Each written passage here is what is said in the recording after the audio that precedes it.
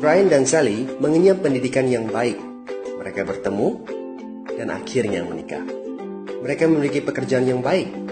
Brian memiliki jabatan tinggi di sebuah perusahaan multinasional, berpenghasilan besar, mendapat fasilitas dari kantor berupa mobil dan rumah. Mereka sangat menikmati hidup. Sering nongkrong bersama di coffee shop sepulang kantor, nonton di bioskop, mampu membeli baju dan tas yang matching, dan pergi berlibur sesekali. Tapi, kenyataan sebenarnya tidaklah demikian. Utang kartu kredit mereka terus menumpuk tak berujung. Setiap akhir bulan merasa kehabisan uang. Mereka memiliki barang-barang bagus, tetapi tabungan masa depan kacau balau. Brian dengan mudah membeli ini, tapi bukan ini.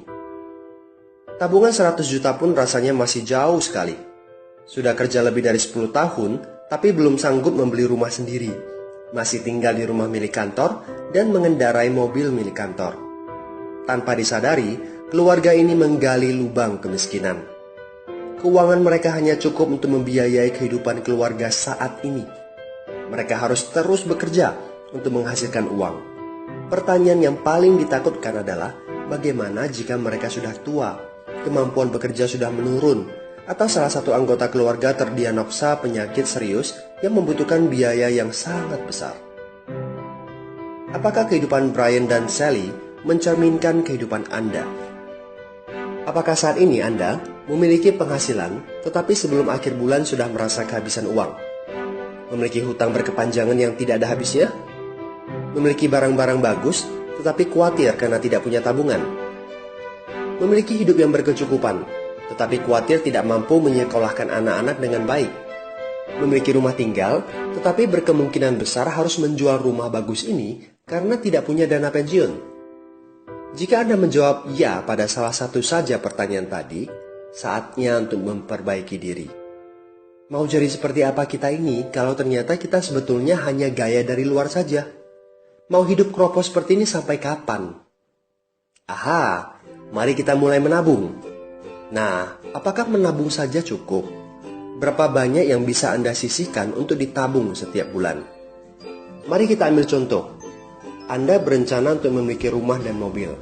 Katakanlah harga rumah 600 juta dan harga mobil 200 juta. Jika Anda mampu menabung 5 juta per bulan, Anda membutuhkan 13 tahun untuk mendapatkan angka 800 juta. Masalahnya, inflasi membuat harga rumah dan mobil melambung tinggi. 800 juta akan menjadi 2,7 miliar 13 tahun kemudian. Jika kita asumsikan rata-rata kenaikan barang 10% per tahun. Ini masih soal impian untuk membeli rumah dan mobil. Padahal, masih banyak kebutuhan lain yang perlu dipersiapkan jika ingin hidup lebih baik. Bagaimana dengan persiapan dana hari tua? Agar di saat tua dan tidak sanggup bekerja lagi, Anda punya tabungan yang cukup untuk kebutuhan sehari-hari. Asuransi untuk keluarga? Dana pendidikan untuk anak-anak? Dana tak terduga untuk keperluan dadakan jika dibutuhkan, seperti keluarga sakit, dan lain-lain. Artinya, Anda perlu lebih banyak uang untuk ditabung. Bayangkan jika satu bulan Anda hanya bisa menabung kurang dari 5 juta. Sudah jelas, jika langkah Anda hanyalah menabung, Anda seperti sedang menggali lubang kemiskinan. Hal utama yang perlu Anda lakukan adalah meningkatkan penghasilan Anda. Anda mungkin bertanya bagaimana saya bisa melakukan itu dengan segala kesibukan yang saya miliki sekarang. Apakah saya bisa tetap mencari income tambahan di luar sana tanpa mengganggu pekerjaan utama saya? Seandainya bisa, apa yang bisa saya kerjakan saat ini? Nah, langkah pertama yang perlu Anda lakukan saat ini adalah menghubungi teman yang menunjukkan video ini kepada Anda. Dia punya akses untuk jawaban dari pertanyaan Anda. Informasi. Itu yang Anda butuhkan saat ini. Terbukalah. Seperti parasut, pikiran hanya dapat bekerja saat terbuka. So, segera hubungi teman Anda dan dapatkan video informasi berikutnya.